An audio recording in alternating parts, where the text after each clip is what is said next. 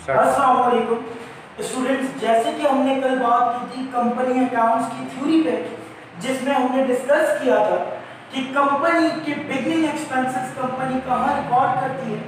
Kinds of company by shares में हमने public limited company और प्राइवेट लिमिटेड कंपनी की बात की थी।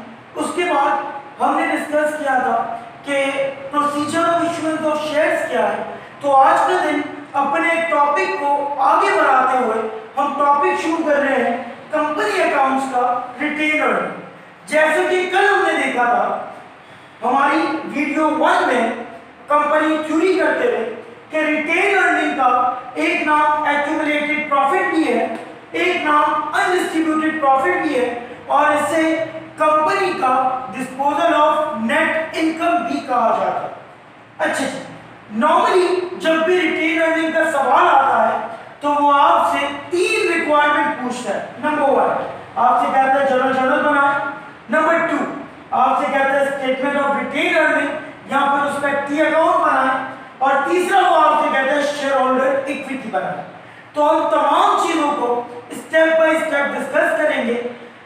अगर आपको कल की वीडियो याद हो, अगर किसी ने वो वीडियो नहीं देखी तो मैं आप लोगों से कहूंगा कि वो वीडियो जरूर देखें, ताकि आपको बात समझ में आ जाए कि मैं बात आगे क्या करने जा रहा हूं।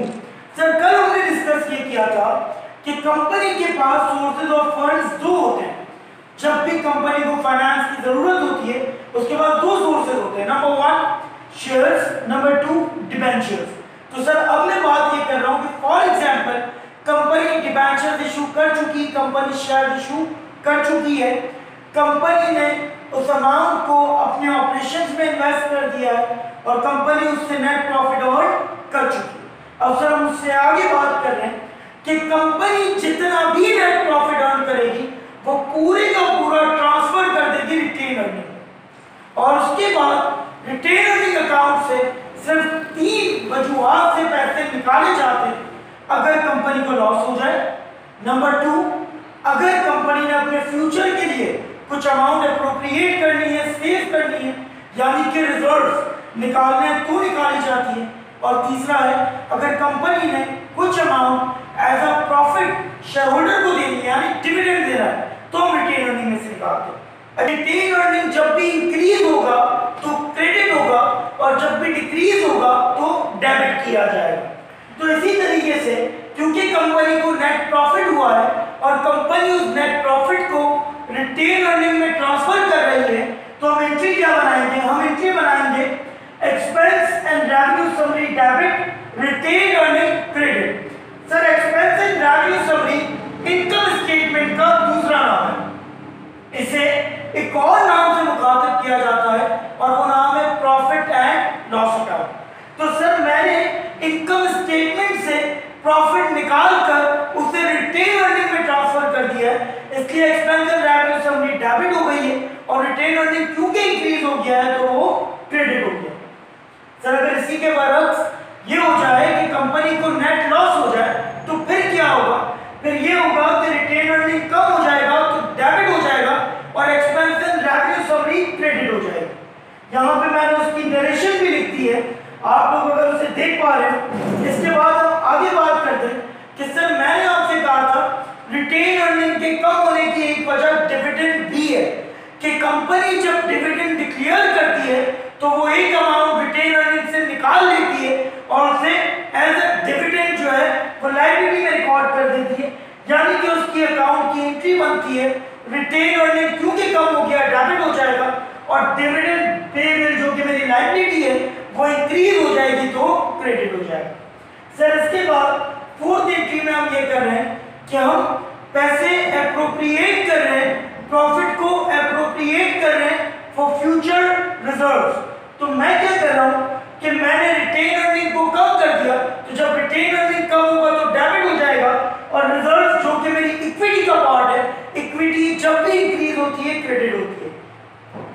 उसके बाद ये आपसे एक और रिक्वायरमेंट मांग सकता है, और वो रिक्वायरमेंट है स्टेटमेंट ऑफ रिटेन अर्निंग, यानी वो आपसे कह सकता है कि आप रिटेन अर्निंग का स्टेटमेंट बनाएं।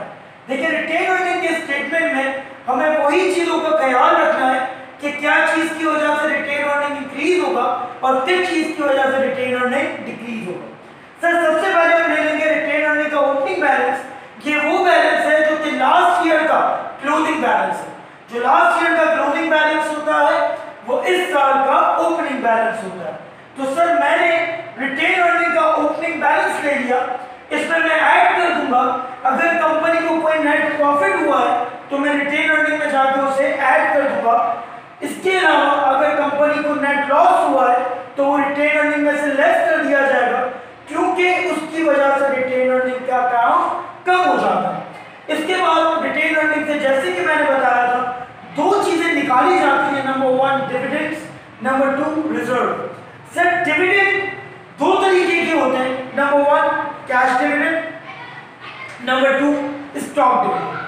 सर कैश डिविडेंड की कल मैंने आपको एग्जांपल कुछ यूं दी थी कि अगर कंपनी ये अनाउंस कर दे कि जिस शख्स के पास हमारी कंपनी का एक शेयर है, हर शेयर के बदले मैं 5 रुपए दूंगी एज अ प्रॉफिट, तो वो प्रॉफिट क्योंकि कैश में पे किया जा रहा है तो वो कहलाएगा कैश डिविडेंड। और सर अगर कंपनी अनाउंस कर दे कि जिस शख्स के पास हमारी कंपनी के 5 शेयर हैं, हर शेयर के बदले एक और शेयर दिया जाएगा तो वो कहलाएगा स्टॉक डिविडेंड।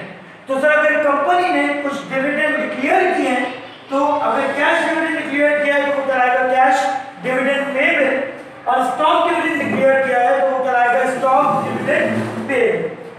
तो सर मैं इन तमाम डिविडेंड्स को ऐड कर दूंगा, उस अमाउंट को यहाँ लिख दूंगा। इसके बाद मैंने रिजर्व ले लिए क्योंकि उसकी वजह से भी हमारा रिटेन अर्निंग का अकाउंट जो है वो कम हो जाता है। मैं तमाम रिजर्व्स को ऐड करके यहाँ पे लिख दूंगा। जब मैं इन दोनों को ऐड करूंगा तो मेरा आ जाएगा टोटल डिविडेंड रिजर्व्स, जो कि मेरे टोटल रिटेन अर्निंग में से लेस कर दूंगा। क्या करूंगा? जो मेरा टोटल डिविडेंड रिजर्व्स का आंसर आएगा उसे मैं टोटल रिटेन अर्निंग में से लेस कर दूंगा, तो मेरा जो फाइनल आंसर आ जाएगा वो होगा रिटेन अर्निंग का क्लोजिंग बैलेंस, जो कि ये आपको निकालने को कहता है स्टेटमेंट ऑफ रिटेन अर्निंग। या फिर जैसा कि मैंने आपको बताया, ये आपसे कह सकता है कि आप रिटेन अर्निंग का टी अकाउंट बनाएं। अगर वो आपसे कहता है कि आप रिटेन अर्निंग का टी अकाउंट बनाएं तो एक बात याद रखिएगा, तो रिटेन अर्निंग का टी अकाउंट जब आप बनाएंगे तो आपके दिमाग में ये होना चाहिए कि रिटेन अर्निंग एक प्रॉफिट अकाउंट है और प्रॉफिट अकाउंट की नेचर क्रेडिट होती है, यानी उसका ओपनिंग बैलेंस हमेशा क्रेडिट पर आएगा। सर कुछ स्पेशल कंडीशंस में वो डेबिट पर भी आ सकता है, लेकिन अभी हम उस पर बात नहीं करेंगे। हम ये बात कर रहे हैं कि इंटरनल रिटेन अर्निंग का अकाउंट हमेशा क्रेडिट पे आता है। तो सर रिटेन अकाउंट की 2 साइड्स होती हैं। जो लेफ्ट साइड होती है वो कहलाती है डेबिट साइड, जो राइट साइड होती है वो कहलाती है क्रेडिट साइड। सर मैंने रिटेन अर्निंग का ओपनिंग बैलेंस क्रेडिट पे ले लिया है। सर अगर नेट प्रॉफिट होगा कंपनी की तो मैं वो इसमें ऐड कर दूंगा, अगर कंपनी को नेट लॉस होगा तो मैं उसे डेबिट कर दूंगा, डिविडेंड को मैं डेबिट कर दूंगा, रिजर्व को मैं डेबिट कर दूंगा। फिर जब मैं इस अकाउंट को बैलेंस करूंगा, जो बड़ी साइड है उसमें जब मैं छोटी साइड को माइनस कर दूंगा तो मेरे पास रिटेन अर्निंग का क्लोजिंग बैलेंस आ जाएगा। जैसे कि हमें 3 पार्ट्स डिस्कस करने थे रिटेन अर्निंग के, जिसमें से पहला जर्नल, दूसरा statement of retain earning account या फिर रिटेन अर्निंग का टी अकाउंट, और थर्ड था शेयर होल्डर इक्विटी। 2 चीजें हम डिस्कस कर चुके हैं। रिटेन अर्निंग की जर्नल हम रिकॉर्ड डिस्कस कर चुके हैं, और इसके अलावा हम लोग रिटेन अर्निंग का टी अकाउंट भी डिस्कस कर चुके हैं और स्टेटमेंट ऑफ रिटेन अर्निंग भी डिस्कस कर चुके हैं। तीसरा पार्ट है शेयर होल्डर इक्विटी का। ये डिस्कस करने से पहले मैं चाहता हूं कि आप लोगों से कुछ और बात की जाए। देखिए मैंने देखा कि कुछ बच्चे फर्क नहीं कर पाते कि डिविडेंड एडवाइज्ड, डिक्लेयर्ड और पेड में क्या फर्क है। तो एक बात याद रखिएगा, एडवाइस का मतलब होता है सिर्फ और सिर्फ मशवरा देना कि आपके जो डायरेक्टर्स हैं उन्होंने एडवाइस की है कि हमें शेयर होल्डर्स को डिविडेंड देना चाहिए।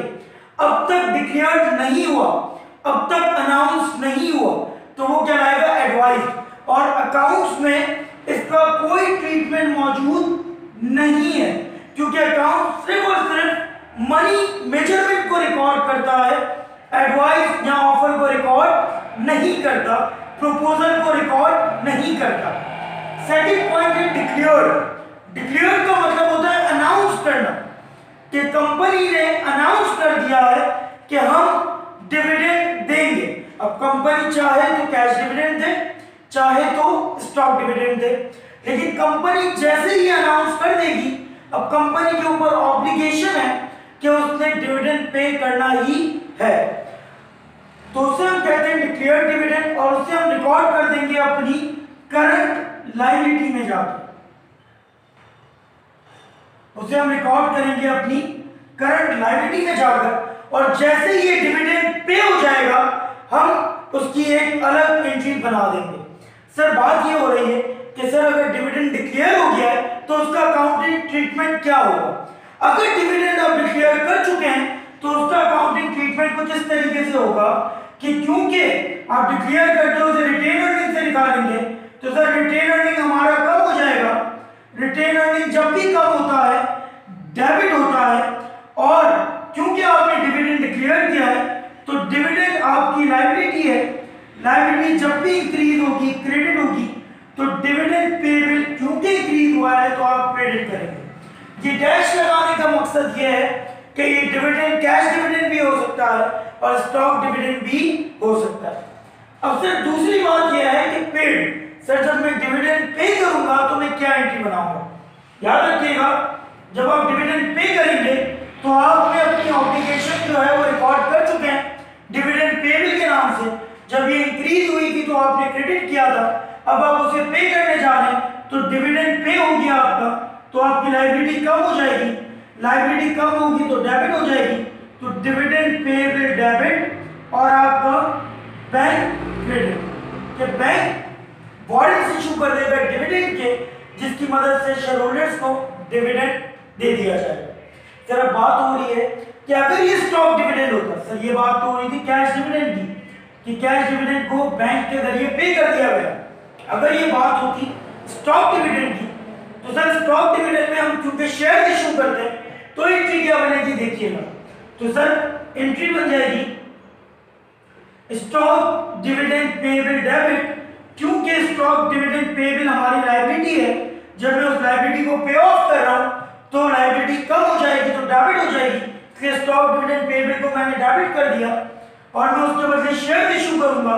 तो जब शेयर इशू करूंगा तो एंट्री बनेगी ordinary share capital credit. Sir ordinary share capital क्योंकि मेरी इक्विटी है, इक्विटी जब भी इंक्रीज होती है क्रेडिट होती है। शेयर होल्डर इक्विटी की, सर शेयर होल्डर इक्विटी वो है जो कि शेयर होल्डर क्लेम कर सकते हैं कि ये वो पार्ट है जो कि हमारा अपना है। सर अब बात सुनिएगा, सर हमने बात की थी दो तरीके के कैपिटल होते हैं कंपनी में। Number one authorise capital. Authorise capital ये बताता है कि कंपनी अपनी इंटायर लाइफ में कितने नंबर ऑफ शेयर इशू कर सकती है, यानी कितने नंबर ऑफ शेयर के लिए रजिस्टर्ड है।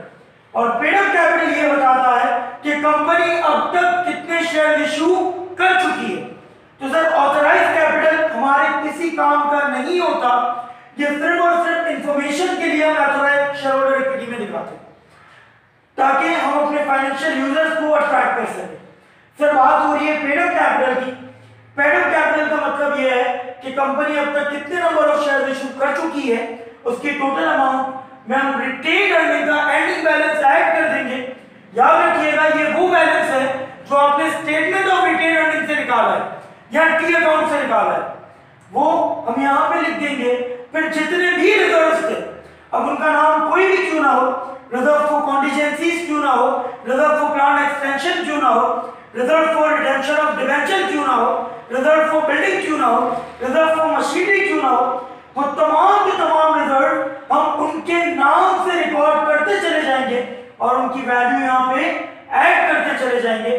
इसके अलावा अगर कंपनी ने अपना शेयर प्रीमियम पे इशू किया है, इसका मतलब यह है कि more than par value issue किया है, कि अगर शेयर की वैल्यू 10 रुपए है और कंपनी ने वो 15 रुपए में इशू किया है, तो 5 रुपए जो है वो शेयर प्रीमियम है, तो उसे हम शेयर होल्डर इक्विटी में ऐड कर देंगे।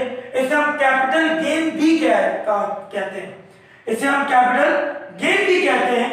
और अगर कंपनी ने शेयर की पार वैल्यू से कम में शेयर इशू किया है तो उसे हम कहते हैं शेयर डिस्काउंट। यानी 10 रुपए का शेयर कंपनी ने 8 रुपए या 7 रुपए में इशू किया है तो वो 2 रुपए या 3 रुपए कंपनी का शेयर डिस्काउंट है, जिसे हम कैपिटल लॉस भी कह सकते हैं और वो शेयर होल्डर इक्विटी में से हम माइनस कर देते हैं। जब हम इन तमाम चीजों को, पेड अप कैपिटल को, रिटेन अर्निंग को, रिजर्व को, शेयर प्रीमियम को और शेयर डिस्काउंट को ऐड और लेस कर देंगे तो हमारा जो आंसर आएगा वो होगा टोटल शेयर होल्डर इक्विटी, और ये कंपनी की बैलेंस शीट का पार्ट है। आज के दिन हमने रिटेन अर्निंग के तमाम फॉर्मेट समझे, जर्नल समझ लिया, हमने स्टेटमेंट ऑफ रिटेन अर्निंग समझ लिया, हमने रिटेन अर्निंग का टी अकाउंट समझ लिया और अल्हम्दुलिल्लाह हमने शेयर होल्डर इक्विटी भी समझ ली।